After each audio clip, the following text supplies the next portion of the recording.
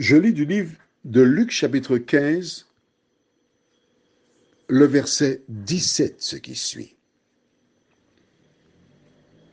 Étant rentré en lui-même, il dit, « Combien de mercenaires chez mon père ont du pain en abondance, et moi, ici, je meurs de faim. » Notre thème, c'est le Saint-Esprit numéro 2. Prions.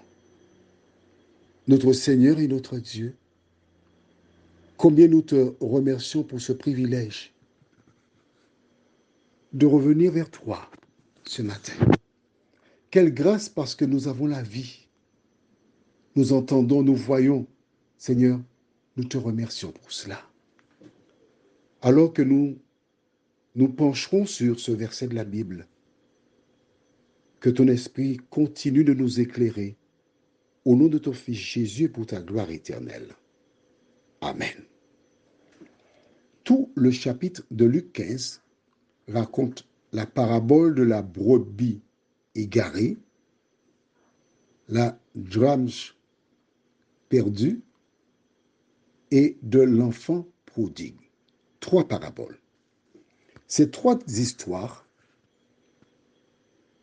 ont un point commun. La perte est retrouvée. Pour mieux la comprendre, lisons le verset 1er jusqu'au verset 10, au verset 7.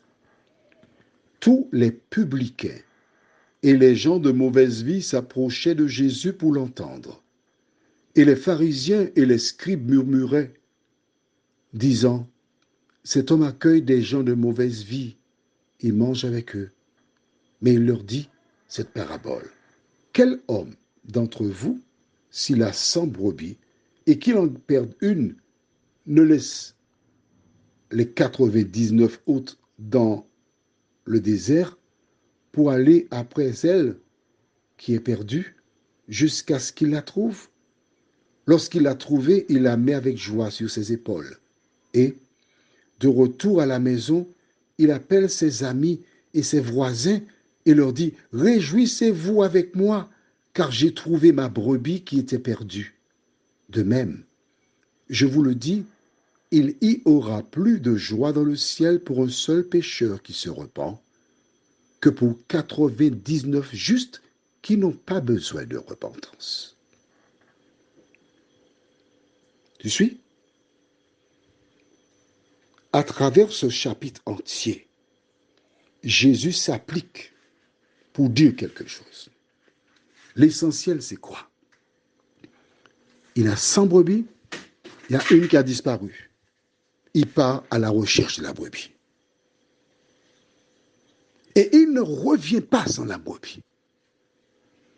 Quand il la trouve, il la ramène au bercail, organise un festin pour célébrer la brebis qu'il a perdue. Tu penses bien qu'il ne s'agit pas d'une brebis. Parce que faire un festin pour une brebis, comme on dit aux Antilles, chandelier coûtera plus cher que l'enterrement. Jésus est en train d'expliquer à ses auditeurs qui crachent sur les publicains, les gens de mauvaise vie, qu'il est venu pour les chercher, les sauver. Alors il raconte l'histoire d'un jeune homme qui est parti, qui a vécu dans la débauche. Et pendant qu'il était dans la débauche, il avait des sous, il avait beaucoup d'amis. Quand les sous se sont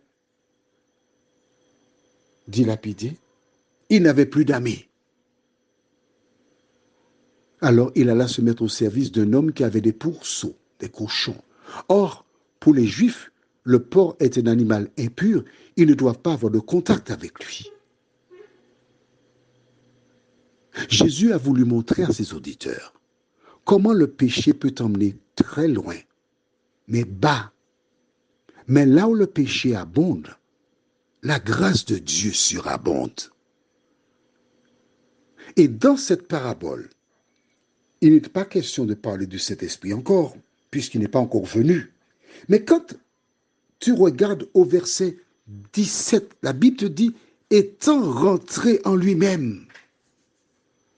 Plus tard, dans le temps, nous savons que c'est le Saint-Esprit qui convainc l'homme de péché. À travers cette parabole, Jésus te dit, là où tu es, si en quelque part tu émets du regret, tu reconnais que tu as mal agi, que ce n'était pas bien, l'acte que tu as posé, c'est le Saint-Esprit qui agit en toi. Cela veut dire que Dieu t'aime. Cela veut dire qu'il y a encore une occasion pour toi d'être sauvé. Prions pour cela. Notre Dieu, notre Père, il y a beaucoup d'agents du diable qui cherchent à décourager les enfants de l'Éternel. Beaucoup.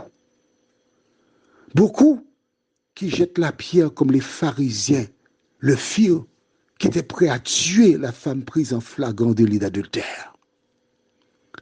Mais Seigneur, ton esprit a visité des femmes, des hommes qui entendent ce WhatsApp. Il y a encore chez eux du regret. Il y a encore chez eux cette souffrance, mais éternelle. Permets que ces personnes réalisent qu'elles n'ont pas accepté des hommes, qu'elles n'ont pas accepté la société, qu'elles n'ont pas accepté l'Église, mais elles ont accepté Jésus de Nazareth.